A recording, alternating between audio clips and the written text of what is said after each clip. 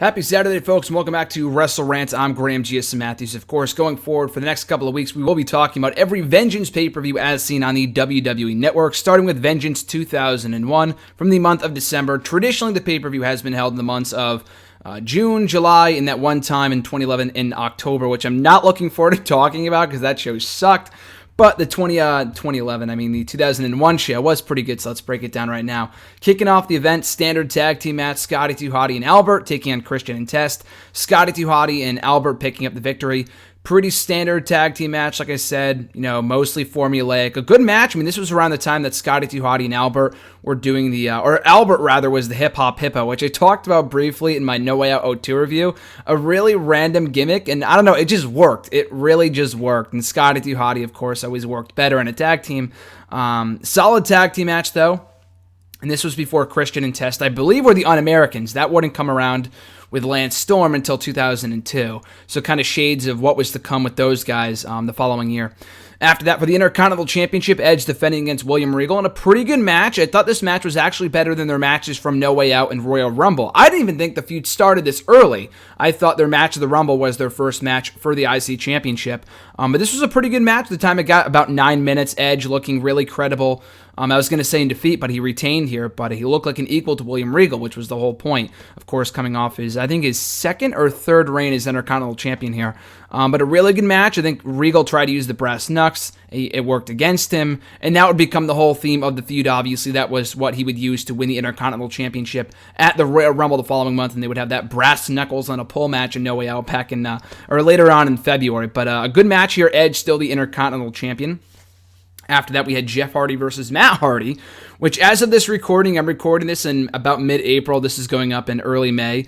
But they just had a match on Impact Wrestling, so 15 years later, this feud is still going on. Of course, they had that feud in 2009. It seems like every single time they feud, just like real brothers would, they always reunite down the line, but that's just the way that siblings work, of course. That's just the way that siblings are. But the feud between Jeff and Matt Hardy started back in 2001 initially, after Matt Hardy blamed Jeff Hardy for not looking out for the team. You take too many dives. Like, if you get hurt, what does that do for me? So Matt Hardy kind of embarked on a heel turn after this, embarked on a heel run, kind of splitting up the Team Extreme group with Lita not siding with Matt Hardy. Why aren't you taking my side? If you really loved me, why wouldn't you side with me? And she said, I'm not taking anyone's side. So that all, unfolded into a match between the two at Vengeance. A pretty decent match, of course. Matt and Jeff have always worked better as partners, obviously. But no matter how bad the storyline has been, storyline-wise and what they've been given to work with, at this point, I thought it was all right. This feud was decent. The 2009 feud sucked. At the time, I didn't think it was bad watching it as a little mark back in 2009, only 1 year into my wrestling fandom. And their feud now in TNA is actually a lot better than people would probably give it credit for. It's been pretty fucking good. Back in 2001, though, the whole reason why this match probably isn't looked back too fondly on is because the whole storyline was dropped maybe a month or two later. The Hardy Boys were back teaming together by WrestleMania. They went for the tag team titles in that show. So the whole thing was a complete waste of time. They would try the same thing with the Dudley Boys in 2002. They would break up a lot of tag teams, which is, Vince just likes to break up tag teams for the sake of doing it. It worked out for the better. For both guys, they would embark on great reigns as singles guys in 2002, 2003. Matt Hardy on SmackDown, Jeff on Raw, before Jeff Hardy fucked up and he got fired in 2003. But as a match, for what this was, it was good. It just wouldn't serve any purpose long term because they were back to teaming together. They put their differences aside by early 2002. So after that, we had for the WWE Tag Team titles, the Dudley Boys defending against Big Show and Kane. Not really a good match at all. And I pointed this out to somebody recently. It seems like every 5 years, and I just got finished watching an episode of Main Event where it was Big Show and Kane versus the Wyatt family. So it seems like every 5 years we get a Big Show and Kane tag team. Big Show and Kane tag team. It was 2001 on this show, and they teamed up for the tag team titles. They were also involved in a hardcore match. Not as partners, obviously, but in the same matchup at WrestleMania 17. 5 years later, 2006, they teamed up at WrestleMania 22. They were tag team champions for a while. In 2011, they were tag team champions for a cup of coffee on the SmackDown brand. In 2011, they also teamed up at WrestleMania in a victorious effort against the Core. And now, fast forward another 5 years later at WrestleMania, they're not teaming up. They were in the same matchup. They had the Andre the Giant Memorial Battle Royal, and they're also currently teaming up coming out of WrestleMania. So it seems like, I don't know if it's a clause in their contract or what, but it seems like every 5 years, Big Show and Kane are teaming up for whatever reason. But yeah, this was not a good match. We did get to see Big Show slap Stacy Keibler, or spank her rather, in her pantyhose, which was pretty entertaining, I guess to say the least. But otherwise, this match was really no good.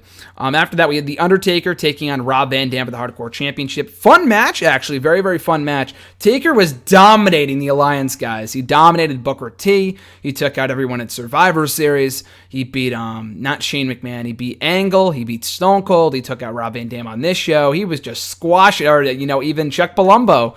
And I think Chronic, or was it Palumbo and Chronic? It was Palumbo and one of those guys. Or not Palumbo. Palumbo and Sean O'Hare? I don't know. One of those guys. And it was not a fucking good match at all. It was fucking terrible. Diamond Dallas Page squashed him that summer. RVD was no exception. A fun match, though. In the end, Undertaker ended up pinning RVD by putting him through like a table at ringside to pick up the Hardcore Championship. So a very fun match. After that, Trish Stratus defending the Women's Championship against Jacqueline. Not really a good match at all. Thankfully, this did not overstay its welcome. A 3-minute match. Trish retained. Get out of there quickly. Stone Cold Steve Austin taking on Kurt Angle. Or this is the whole thing. The whole theme of this show was to crown the first ever undisputed world champion in WWE history. And of course, they brought back, they noted how it was the first time in company history. The championships were at one point unified, early on in wrestling's history in 1905. And they tried the same shit in 2013. I could kind of get it here. But when they pulled that same shit in 2013 saying, oh, the World Heavyweight Championship has roots back to 1905, no, it fucking doesn't. No, it doesn't. I mean, the World Heavyweight Championship for WWE, maybe the belt design, but the World Heavyweight Championship, and I know I'm talking about TLC 2013 here, not Vengeance, but I thought it was relevant. That title went back to 2002. They destroyed the lineage of the World Heavyweight Championship from WCW when they brought it in 2002. It was its own championship, despite having the same design. It was its own title, so I never really understood that. But anyway, so the whole theme of this show was to crown the first ever undisputed champion coming out of the Alliance angle, and that was all finished. So Stone Cold Steve Austin was the WWE champion. The Rock was the WCW champion. And we had a tournament. It was Stone Cold Steve Austin versus Kurt Angle for the WWE title. Pretty good match. I mean, it was a good match, but at the same time, it wasn't really as good as their past encounters from 2001, or that same year, rather. I think it was that same year. Yeah, it was that same year at SummerSlam and an Unforgiven, two really, really good matches. This match was kind of, not really as good. Still a really good match in the two, considering who was involved, obviously, but just not on the same level as those other two encounters. But Stone Cold Steve Austin, still the WWE Champion, advances to the main event. After that, for the WCW World Heavyweight Championship, Chris Jericho contending for the gold against The Rock. Another renewal of an old rivalry, and another pretty good match. That Jericho did turn on Jericho. Jericho turned on Jericho. Jericho turned on Rock at Survivor Series in the Alliance versus WWF match. So they did have some history there as well, continuing their feud from the fall. And again, another pretty good match I thought was riddled with interference with Vince McMahon. And or the next match had even more interference, which I'll get to in a second.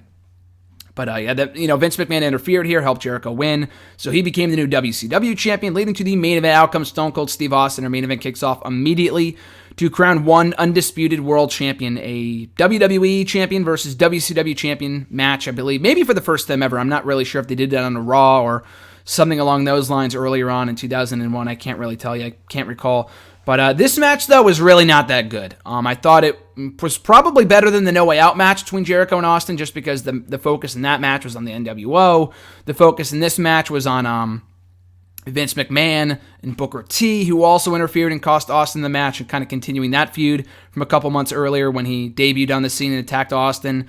And they couldn't do the feud because he legitimately hurt Austin in that attack, so then they probably, rekindled the rivalry here. But anyway, the match really wasn't that good. I mean, it has historical significance, obviously, but when you really watch it back and all the interference from all the referees, Earl Hebner, Nick Patrick, Vince McMahon, Booker T, it's a whole clusterfuck of a match. And it really kind of set the tone for Jericho's reign as world champion. I mean, I've talked about it before. I talked about it in my Rumble review, my No Way Out review, my WrestleMania 18 review.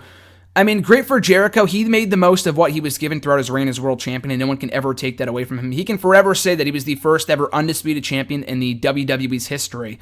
But the reign itself sucked. The reign sucked. The match of The Rock at the Rumble was good, but it had interference from Lance Storm and Christian. He cheated to win. He put his foot on the ropes. He held the tights. And I'm not over-exaggerating. He did probably all of those things at the end of that match. I can't recall which ones exactly, but I'm pretty sure he did pretty much all of them. No Way Out, he beat Austin, in that lackluster match, and No Way Out for the World Championship to retain the world title after interference from the NWO. The whole match with Triple H I thought was good, but of course got overshadowed by the whole Hogan and Rock match at WrestleMania 18, and being paired with Stephanie was just a complete clusterfuck, and it was all about Triple H versus Stephanie than it was Jericho versus Triple H, and that's another rant for another day, which I've already gotten to before. Cheap plug, check out my WrestleMania 18 review.